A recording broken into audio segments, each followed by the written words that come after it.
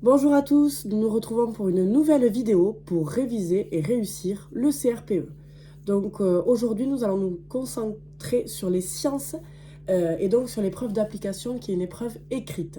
Donc moi c'est l'épreuve que j'avais choisie en 2023, déjà parce que j'étais d'un profil scientifique, j'avais fait un bac S, mais aussi parce qu'il y avait beaucoup de questions sur lesquelles on pouvait connaître la réponse, soit par les leçons, soit par l'analyse des documents. Donc c'est vrai que c'était intéressant, ça permettait d'avoir des points assez faciles dans l'épreuve. Donc voilà, pour moi j'ai eu 15 sur cette épreuve-là, qui est plutôt une très bonne note. Il y a également donc, beaucoup de questions de documents, beaucoup de questions de connaissances, mais il y a également des questions de création de séquences ou de séances pour un public sur un thème donné. Donc là, pour ces révisions-là, je m'étais appuyée sur Sciences et technologies, donc le livre de chez Hatier, qui est plutôt bien fait, bien construit. Pour vous faciliter un petit peu la tâche, j'ai décidé de vous faire des petits points importants, donc de vous faire une liste des choses importantes à connaître pour cette épreuve écrite d'application. Donc sur ces choses importantes, je vais faire deux vidéos. Donc la première aujourd'hui va porter sur les sciences de la vie et de la Terre, et la seconde vidéo portera plutôt sur tout ce qui est plutôt technologique et physique. Et on s'intéressera plutôt à la technologie et à la physique donc dans la prochaine vidéo.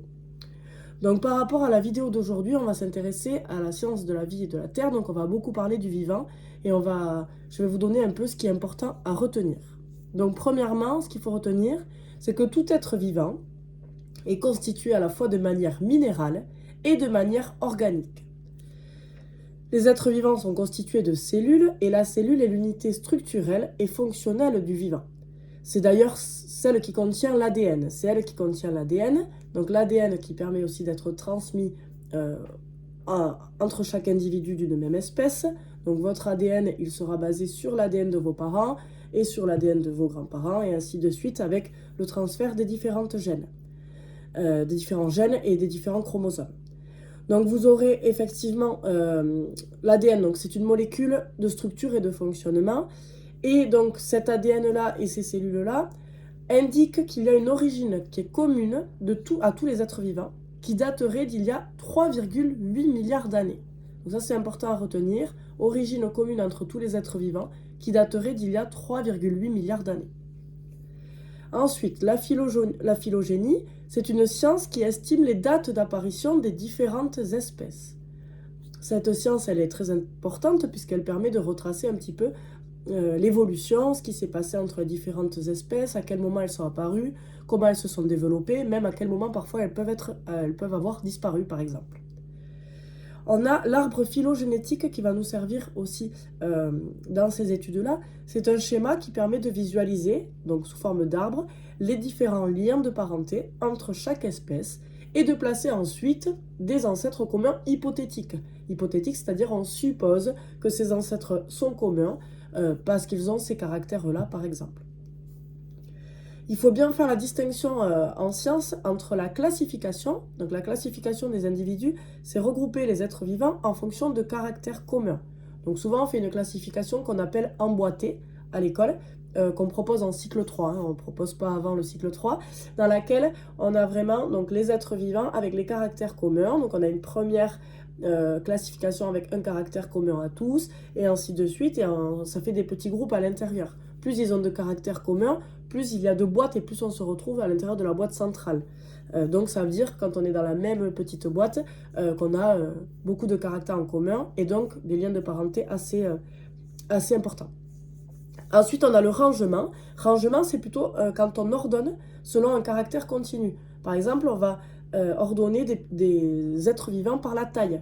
On va ordonner les êtres vivants par la taille et on va bien voir que c'est un rangement, voilà, c'est comme un classement, on pourrait dire, mais un rangement qu'on voit qui est très visuel, mais du coup, c'est tout à fait différent de la classification. Et enfin, on a le tri. Alors, le tri, ça permet de séparer de façon très binaire. Alors, on l'utilise très peu là en sciences, mais ça se fait par la présence ou l'absence d'un caractère. Donc, par exemple, présence d'oreilles, on va mettre tous les êtres vivants qui ont des oreilles d'un côté et tous ceux qui n'ont pas de l'autre. Ça permet de trier et de savoir justement quels caractères sont communs à certains êtres vivants également ou au contraire sont différents. Ensuite, ce qui est important aussi, c'est de savoir ce que c'est la biodiversité. Donc la biodiversité, c'est le résultat de l'évolution des êtres vivants. Il faut savoir que la classification actuelle des êtres vivants, elle tient compte des liens de parenté entre eux, et donc elle s'intéresse aux caractères communs, au nombre de caractères communs. Avant, la classification était un peu différente. Maintenant, on prend vraiment en compte le nombre de caractères communs. Plus j'ai de caractères communs avec un individu, un être vivant plutôt, un autre être vivant, plus j'ai de liens communs, de liens de parenté avec cet être vivant. En partie numéro 2, on va s'intéresser à l'organisme, qui est un système ouvert, qui échange de la matière et de l'énergie avec son environnement. Les animaux ont des régimes alimentaires différents et spécifiques. On a des animaux qui sont omnivores, il y en a donc qui mangent de tout, des animaux herbivores qui vont plutôt manger tout ce qui est végétal, donc de l'herbe, et on va avoir des animaux carnivores, donc qui eux mangent de la viande. Donc là on est sur les différents régimes alimentaires.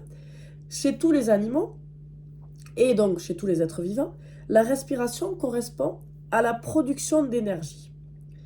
Parce que là on précise les animaux, mais c'est le cas aussi pour les végétaux.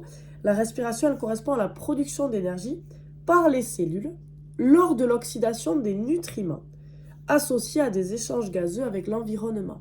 Lorsqu'on respire, on a l'oxydation des nutriments et cela permet des échanges de gaz, donc des échanges gazeux avec l'environnement. Comme nous, par exemple, on va absorber de l'O2 et on va rejeter du CO2. À l'inverse des végétaux, on verra ça tout à l'heure. Ensuite, donc, la respiration, elle nécessite un appareil respiratoire. Donc, l'appareil respiratoire de l'humain, c'est important de le connaître.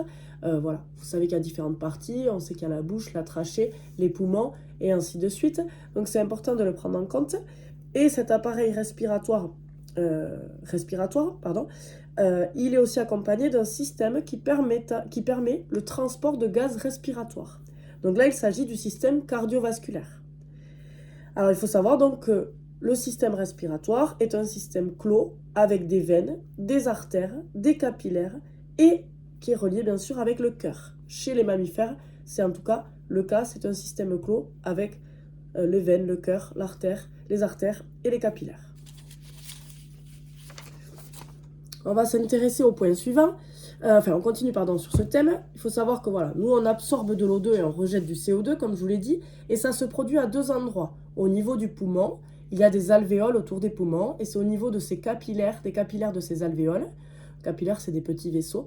Et donc l'air, le CO2 et l'O2 vont être échangés par l'air avec justement ces capillaires et avec l'air qui est contenu dans les alvéoles.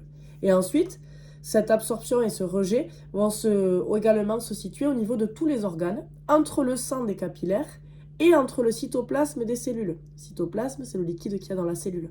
Donc ça va se produire, et là on va avoir un échange, pareil, on va absorber l'O2 et rejeter le CO2 pour justement que le corps fonctionne correctement.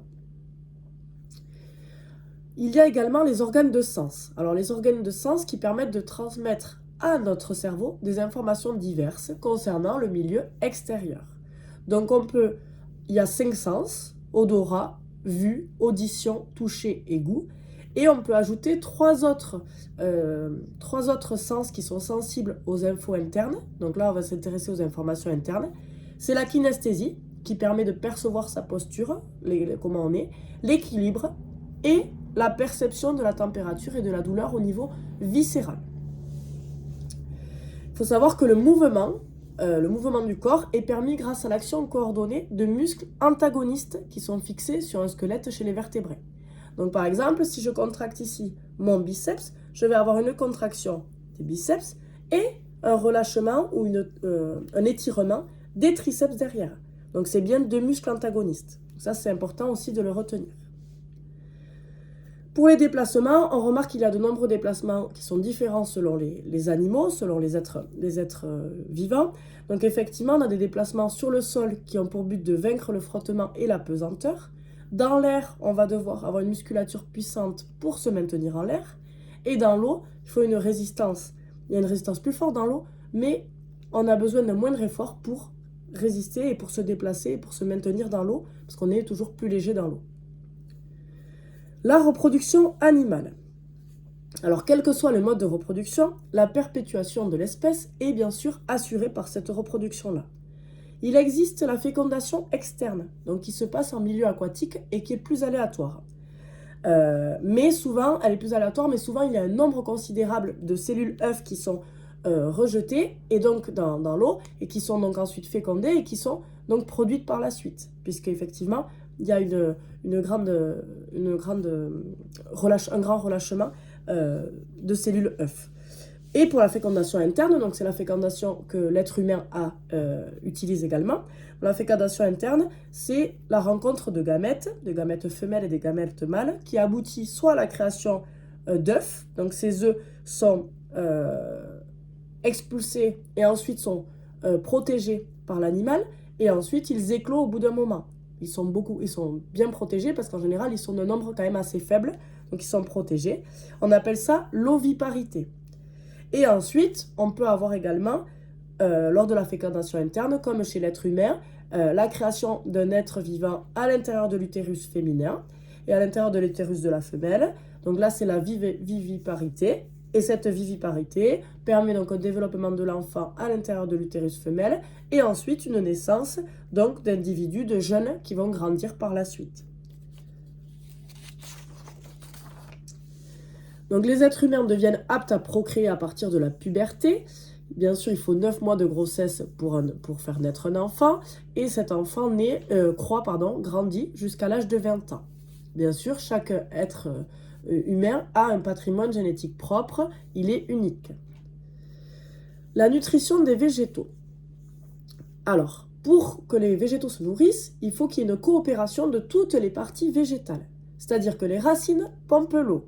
Les feuilles absorbent le CO2, les vaisseaux qui sont présents dans les tiges permettent de la circulation de la sève et les feuilles produisent la matière organique grâce à la photosynthèse.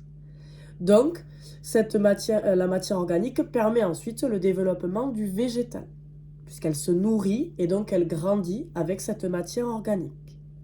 Comme le végétal produit de l'O2, donc du dioxygène et de la matière organique, il a une place fondamentale dans un écosystème puisqu'il a un rôle essentiel justement, mais par exemple l'O2 c'est important pour que nous on puisse respirer et qu'on puisse donc vivre et grandir. Ensuite, pour les végétaux, la reproduction sexuée elle est différente. Elle fait intervenir les pièces florales, c'est-à-dire qu'on a le pistil de la fleur qui contient des ovules. Et ces ovules peuvent être fécondés grâce à la pollinisation, par les animaux qui transportent le pollen notamment, par les spermatozoïdes qui sont transportés dans ces graines de pollen. Et ces spermatozoïdes, ils ont été produits par les étamines. Et donc, ils ont formé des graines de pollen produits par les étamines. Donc ça, c'est important aussi. On peut également avoir une reproduction qui est asexuée chez les végétaux, c'est-à-dire sans reproduction sexuelle, et donc qui consiste à des multiplications végétatives, qui permettent de reproduire le même individu, le même organisme qui est toujours identique avec ces structures végétales. Par exemple, on peut avoir la multiplication par bulbe, la multiplication par tubercule ou par rhizome et le bouturage ou la culture in vitro. Donc ça, c'est différentes méthodes qui permettent de reproduire la fleur et qui se font plutôt parfois en laboratoire également. Enfin, donc les écosystèmes. Les écosystèmes sont des structures en équilibre qui sont fragiles du fait des nombreuses interactions entre ces composantes, entre les différentes composantes. Donc c'est un équilibre dynamique dans un écosystème. Sauf que cet équilibre, il est mis à mal par l'être humain et par notamment, on va dire, toutes les transformations, tout ce que crée l'être humain, puisqu'on a parfois des conséquences qui peuvent être irréversibles. Et c'est pour ça qu'à l'heure actuelle, on a une prise de conscience qui est importante et on a des actions de développement durable qui sont essentielles pour faire perdurer nos écosystèmes et pour vivre dans des écosystèmes très équilibrés et très sains. Enfin, dernier thème, c'est que les activités du globe sont très importantes sur la planète. Effectivement, il y a des volcans et des séismes qui sont de nature variée, mais qui sont de localisation déterminée. Il n'y a aucune méthode pour les prédire, mais maintenant, on arrive quand même, de manière fiable, mais on arrive quand même à les anticiper. Donc ça, c'est très intéressant. Notre planète est constituée de différentes couches concentriques, et la lithosphère, qui est la couche qui forme la surface de la Terre, est divisée en plaques qui se déplacent les unes par rapport aux autres. selon 3 mouvements relatifs. On peut avoir de la convergence, les plaques se rapprochent, et forment alors soit une collision quand c'est 2 plaques continentales, ou une subduction, donc collision ça forme une montagne, ou une collision quand ce sont une plaque océanique et une plaque continentale. Donc la plaque océanique descend sous la plaque continentale. Et enfin, par divergence, on peut avoir 2 plaques qui s'écartent, donc qui forment une expansion océanique qui forme des dorsales. Et ensuite, on peut avoir un 3e mouvement qui est le coulissage. C'est qu'une plaque glisse par rapport à l'autre. Et ça peut former des failles, comme la faille de San Andreas. Ces déplacements de plaques sont dus à la libération de chaleur. Voilà, on se retrouve rapidement pour une prochaine vidéo. Juste pour terminer cette vidéo, il faut savoir que l'évolution, ça a été différents individus qui ont apparu et puis disparu selon les grandes phases de l'histoire. Et les événements géologiques ont fait disparaître certaines espèces et ont laissé apparaître de nouvelles. L'être humain moderne, lui, il sera apparu il y a 200 000 ans environ. Voilà, donc je vous remercie pour l'écoute de cette vidéo. Tous ces contenus, il faut les connaître pour votre épreuve. Je vous fais une prochaine vidéo avec tous les contenus de la physique et de la technologie pour cette épreuve de sciences. À très vite!